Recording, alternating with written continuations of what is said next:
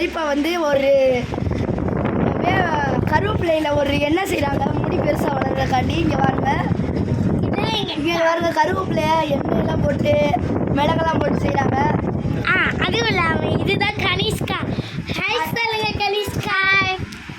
Hi friends, இப்போ வந்து இந்த கருவேப்பிலை எண்ணெய் தேய்ச்சா நிறைய முடி வளருமா? சரி, நம்ம தேய்ச்சிட்டு அதுக்கடுத்து பார்ப்போம். இப்படிலாம் பண்ணக்கூடாது. இதுதான் எங்களோட ஆதிகா. அதான் பாருங்க, சொல்லுங்க ஓட்டமல்லு. எத்தனை ஓட்டமல்லு பாருங்க ஃப்ரெண்ட்ஸ். கொடுங்க friends. I like to friends. Hi. Bye bye.